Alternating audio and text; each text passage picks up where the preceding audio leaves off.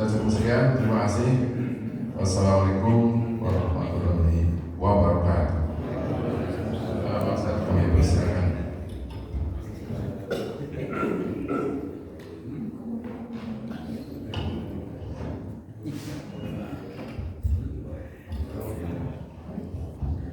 Assalamualaikum warahmatullahi wabarakatuh. Alhamdulillah, nahmaduhu wa nasta'inuhu wa nastaghfiruhu wa na'udzu billahi min shururi anfusina wa min sayyiati a'malina.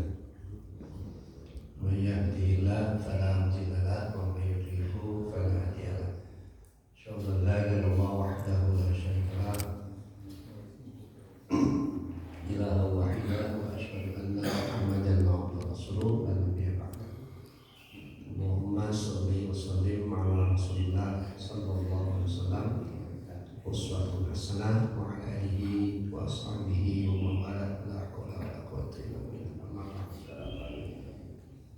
Jemaah subuh, Bapak Ibu yang dirahmati Allah, alhamdulillah kita kembali bermuajah di Sabtu terakhir dan sudah memasuki Sya'ban ya.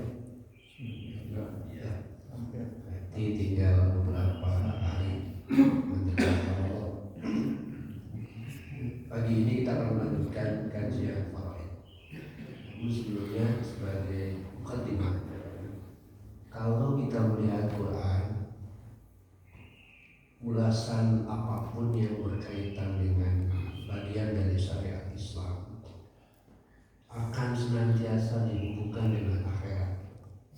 Sejauh yang saya ketahui begitu. Misalnya bekerja pun sama, pasti ada hubungannya, korelasinya dengan kehidupan akhirat. Sebut saja ketika Allah menyuruh kita untuk mengembara ke bumi, ke muka bumi. Misalnya surat 67 ayat 15 atau surat Al-Mulk.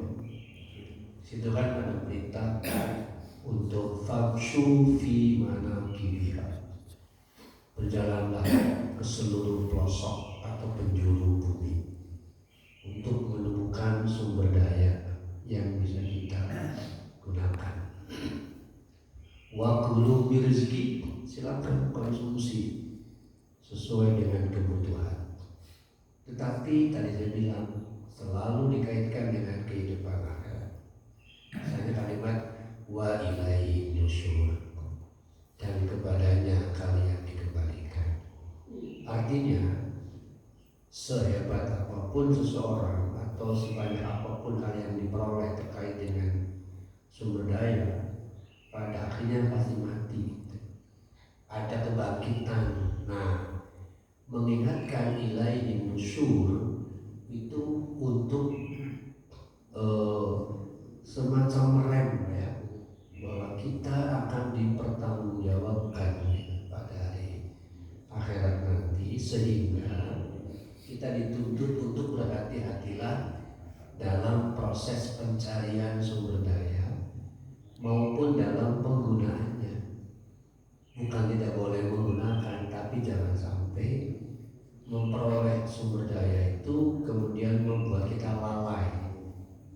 Karena itulah Bapak dan Ibu 3 kali dikatakan menggunakan kalla di dalam surat At-Takatsur.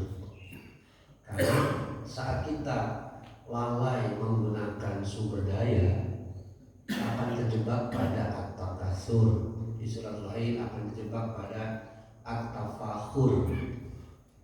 At-Takatsur itu konteksnya jumlah, berbanyak-banyak, berfoya-foya. Kalau tafakhur konteksnya berbangga-banggaan. Jadi alhaakumut takatsur. Kita baru ingat ketika hatta zurtumul maqabir.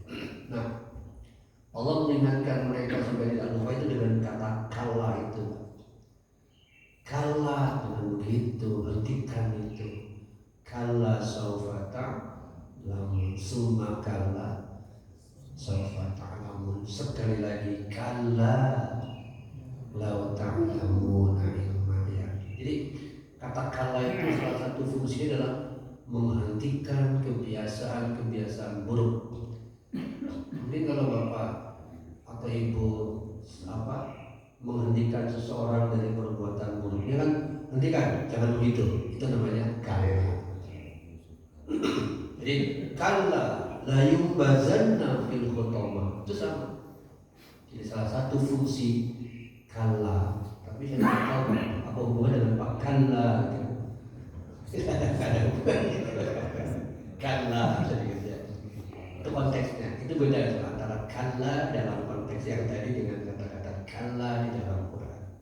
Nah, waris pun demikian kan. Waris pun ada hubungannya dan selalu dihubungkan dengan akhirat. Misalnya yang sudah dibahas di awal kan, An-Nisa 11, 12, 13, 14, itu ancaman.